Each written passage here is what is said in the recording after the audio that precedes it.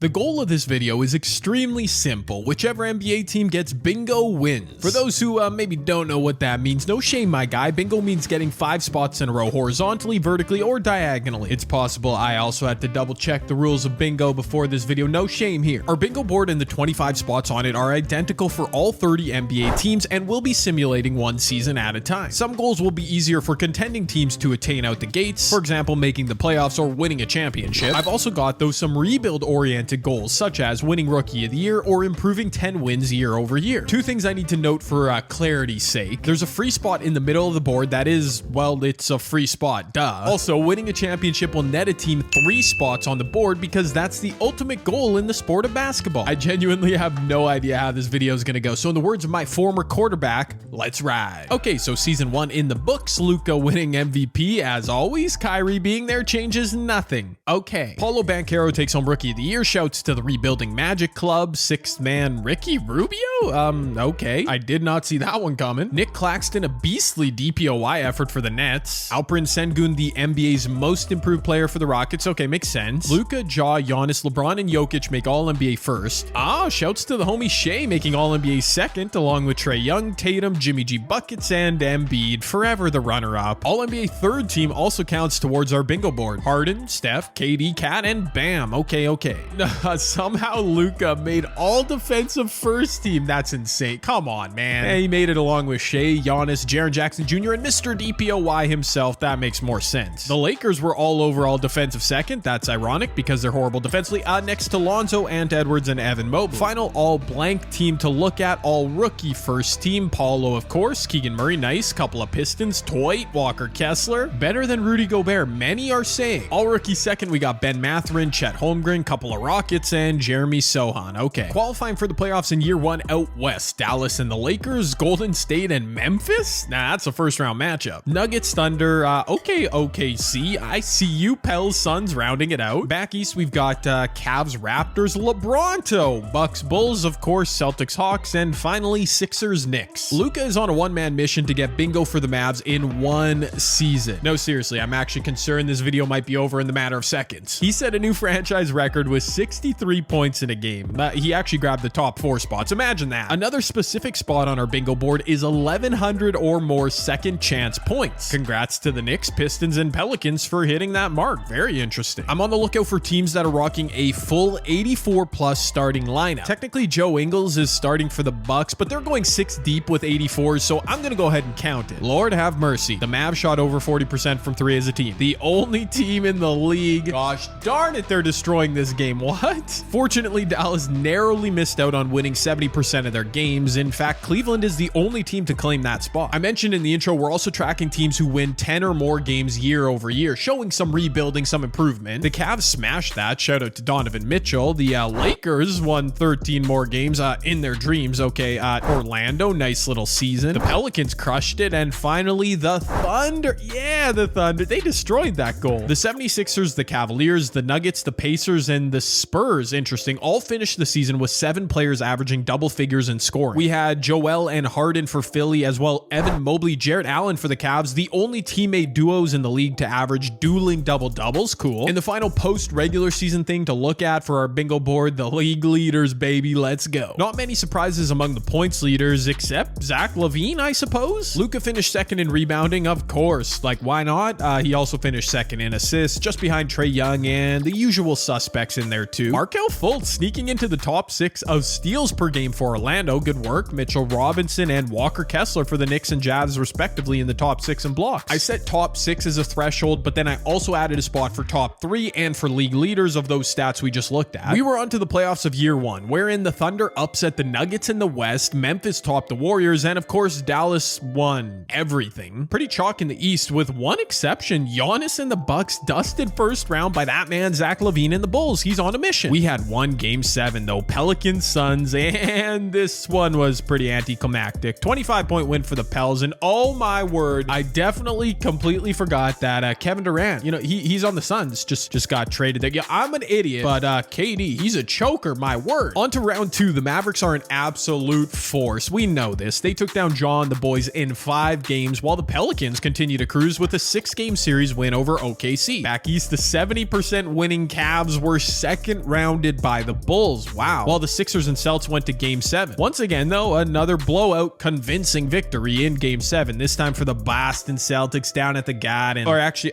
maybe the game was in Philly. You know what? It doesn't matter. We'll roll with it. Winning 2 playoff rounds is another bingo spot, so congrats to the GD Dallas Mavericks, the Pelicans, the Celtics, and the Bulls. The Boston Celtics were the first to advance through to the finals, their second straight appearance technically in the big dance. Meanwhile, the Cinderella Pelicans, well, they sort of were, had a chance to finally derail the Mavericks trade. New Orleans got out to a nice lead in the first half, and much to my surprise, never let off the gas pedal, a near 40-point win to clinch a spot in the finals. Luka, man, wins MVP, sets historic numbers, then flames out in the playoffs, like rinse and repeat with these simulations. Into the finals, Jaylen Brown went off for 38 and 11 in Game 1 as the Celtics jumped out to a series lead. Game 2 went down to the wire with Jaylen once again leading the way, 32 points in a 1-point win for the Celtics, grabbing firm hold of the series. Back on their home court, the Pels weren't going out quietly, 36-6 from CJ McCollum as they were on the board. The big man Zion Williamson finally arrived in the finals. He posted 34 points, 9 boards as the Pels knotted things up. The home teams moved to 5-0 in the finals as the two Jays combined for 80 points in a pivotal win at the Boston Garden. Yeah. The Pelicans narrowly held on at home for an 11-point lead to force Game 7. Back to Boston for the deciding match, Jason Tatum went off the first half to give his Celtics a commanding lead. Jonas Valanciunas, of all people, was doing his best to keep the Pelicans within striking distance, but it was too little, too late. This series was an instant classic with Boston winning chip number 17. Jason Tatum, a monster performance to clinch finals MVP. Sheesh. Okay, and that's one full season down. Get ready for an overload of bingo board information. The Dallas Mavericks are the obvious leader in the clubhouse. They notched 10 spots on the board plus the free space. Thankfully, this game will last at least one more season as they managed to not find 5 in a row. Couple opportunities though to close it out next season. The Sixers and Bucks had reasonable starts to the challenge. The Bulls were actually 1 spot away. Same for the Cavs, who kind of killed it. The Grizzlies were cool. The Hawks nearly matched them square for square, while the Heat, well, they were just a big disappointment. For now, Utah was meh. The Knicks sputtered, and the Lakers were nothing to write home about. Oh, just like real life. Orlando had a reasonable start for a true rebuilding team. Similarly, the Nets are interestingly a player. Denver dipped their toes in the water. Meanwhile, thanks to Halliburton and Turner, the Pacers were in it to win it. Or, well, they were competitive at least. New Orleans had started decently. Same goes for the Timberwolves, while OKC, my goodness, they were a favorite from out of nowhere. And I don't mean to count the rest of these teams out after just one season, but the Pistons, the Rockets, the Spurs, the Suns, and the Warriors all only have 2 spots. The Kings and Raptors, well, they hold just a single spot. And the Clippers, Hornets, Blazers, and Wizards were blanked. You have nothing. Okay, one season in the books. When I made this video, came up with the idea, I didn't think we'd progress this quickly, but yeah, I'm pretty sure we'll have a winner after season 2. The Mavericks tend to fall off during these sims after year 1, and indeed, they lost Kyrie Irving to free agency. Mr. Kyrie West signed in Utah, of all places. Houston added Jeremy Grant to an impressive young core, while the Suns look primed to flip the script on their first-year flop. But my runaway favorite to close the deal in season 2, the OKC Thunder. My word, look at this young core. They added Capella too. Not bad, not bad. Ah yes, 99 overall Luka Doncic. Doesn't matter what his team is, he wins his second MVP in a row. Amen Thompson wins Rookie of the Year for Washington? What?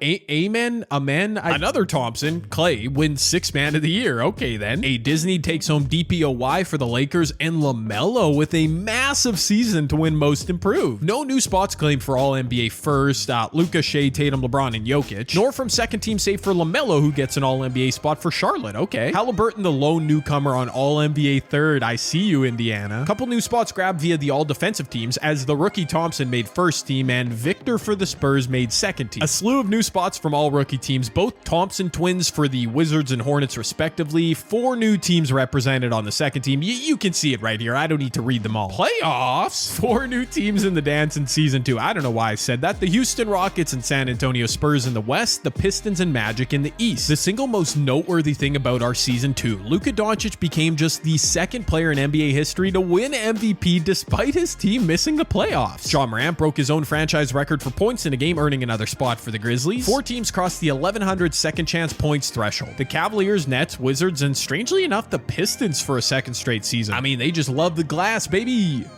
Not the drum. Two teams hit the 40% mark from deep in season 2, Atlanta and Golden State. Once again, just a single team hit the 700 mark on the season, the OKC Thunder, who went 61-21, making quick work of their rebuild. Speaking of making quick work, OKC won 13 more games year over year. However, they already clinched that spot on the bingo board. Joining them as the quickest rebuilders, though, the Pistons had an 18-game improvement. Wow, the Rockets with a 23-game improvement, and the Spurs with a 30-game improvement. How did Victor not win Rookie of the Year for them? No, seriously, the big guy was flat out robbed. That is nuts. 4 teams had 7 players average double figures. The Jazz, the Nets, the Raptors, and of course, the freaking Houston Rockets. They're kind of all over the place. New finishers within the top 6 of major stats include LaMelo Ball in both points and assists, Ayton Davis and Sabonis in rebounds, Rookie Thompson in steals, and Victor in blocks. Okay, time now for the aforementioned playoffs. I haven't even checked, by the way, to see if any team has bingo, so yeah, this is going to factor in a lot. Oh, wow. A couple pivotal upsets in round 1. The Rockets, who had become the darling of season 2 for me, get beat by KD and the Suns, while Steph gets another laugh on LeBron as well. 3 Game 7s in the East. Wow. Giannis and the Bucks were narrowly able to hold on down the stretch against the Sixers. The defending champs were pushed to the brink, but dominated Orlando in Game 7. And finally, Cleveland was at risk to drop their 1-8 matchup with the Hawks. Donovan Mitchell hit a clutch triple to pull the Cavs within 5, and Jared Allen connected on a pair of free throws. Russell Westbrook, of all people, would go coast to coast to pull Cleveland to within 1. Trae Young bricked a free throw, leaving the door wide open, but Isaac Okoro bricked a wide open look himself, and the Hawks survived. That was a close call. Atlanta, though, wasn't able to build any momentum as they were down by the Bucks, and no repeat for the Celtics, who fell to Detroit. 2 Game 7s, though, in the West. Durant and the Suns would hold on against Steph and the Warriors, completing an insane 3-0 series comeback. Wow. OKC was pretty quiet in season 2, but held on themselves in Game 7 to advance. Actually, 4 new teams in the conference finals, each claiming a new spot on the bingo board. OKC, Phoenix, Detroit, and Milwaukee. Okay. Led by dueling 30-point games from Giddey and Shea in Game 6, the Thunder vanquished their former leader Kevin Durant and the Suns to advance through to the finals. In the East Finals, Milwaukee and Detroit went to 7, wherein Cade Cunningham bested Giannis and the Pistons advanced. And just like that, season 2, we had 2 true rebuilding franchises in the finals. That was quick. And in the finals, Cade Cunningham said, "I'm the captain now," in Game 1, leading the Pistons to a 1-point win on the road. Cade continued dominating, dropping another 31 points in Game 2. Again on the road, the Pistons went up 2-0. Shai Gilgeous-Alexander did all he could to prevent falling down 3-0, dropping 32 and 15, but the Pistons were simply too mighty. After the Thunder staved off elimination, Detroit would put them out of their misery with a double-digit W in Game 5. Only playing at an 88 overall, Cade Cunningham dominated the NBA Finals. But was a championship enough for those Pistons to claim victory on the bingo board? Well, let's start with them then, shall we? Completing their rebuild was on display by winning 10+ games year over year. That uptick in wins meant they made the playoffs, claiming another square, and once in the playoffs, as we saw, they won 2 rounds. I made winning a chip worth 3 spots, and the Pistons surprise run made that a reality, but as we can see, they were still 1 spot short. That's gotta hurt. The Suns made a surprise run to the West Finals after a tough first season, and that was thanks in large part to DeAndre Ayton leading the league in rebounding, clinching 3 separate slots. Additionally, making a playoff run brought them 2 within 1 spot of bingo. After winning the year 1 chip, I figured the Celtics were a sure bet to claim bingo, but all they accomplished in year 2 was a top 3 major stat, which left them a spot short both diagonally and vertically. Ouch. Similarly, the Cavs had a huge first season as mentioned, but only knocked off second chance points in year 2. They were all over the board, but not 5 in a row. I'm sorry, friends. I mentioned earlier the Mavericks laying an egg in year 2. They couldn't cross the finish line after destroying most of the board in year 1. The Lakers had a mundane start in year 1 and didn't exactly tear up the NBA in year 2, but Anthony Davis racking up boards and blocks en route to winning DPOY had LA within a spot. Majority of the teams outside the ones I just mentioned, well, they were pretty much toast after year 2. Somehow the Kawhi Paul George Clippers went 0 on the board. The Blazers claimed just 1 spot total, while the Raptors and Sacramento Kings were scraping the bottom of the barrel. Led by LaMelo Ball, the Hornets had a big year 2, claiming 5 spots after a shutout in year 1, and the rebuilding Rockets did get to within striking distance, but each team that I've now mentioned and some that I didn't, well, they all paled in comparison to our 2 true finalists. Led by rookie Victor Wembanyama, the San Antonio Spurs flipped the script in year 2 after claiming just 2 spots in year 1. Victor led the league in blocks, which knocked off 3 separate spots on the board, and also landed him an all-defensive team nod. Additionally, in true rebuild fashion, Victor led them to 10 plus wins improvement year over year, which of course led to a playoff berth, but that's where the momentum ended. Falling to the Thunder in round 1 left the Spurs one spot short despite a valiant last-minute attempt. And yes, I said last minute, because those aforementioned OKC Thunder, the team we saw get destroyed in the finals, well, it turns out that didn't even matter. Remember when I said, but my runaway favorite to close the deal in season 2, the OKC Thunder? That was because OKC was in the pole position, needing just a single spot to claim victory. They set themselves up for success by being the only team to cross the 70% win threshold, then by holding on to beat Nikola Jokic and the Nuggets in Game 7 in round 2, well, they didn't need a championship. OKC grabbed 5 spots, including the free spot diagonally, to claim bingo. Honestly, a bit surprising as they were the only team to go the distance. I really thought after year 1 of the sim we'd have multiple teams get bingo, but well, we didn't. What a time to be alive. My video idea worked. Please let me know if you enjoyed this one down below in the comments. I'm wildly thankful for all the support recently here on my channel. Thank you. It's possible the free spot was too overpowered on the bingo cards, but that's how real bingo works, so don't blame me, people.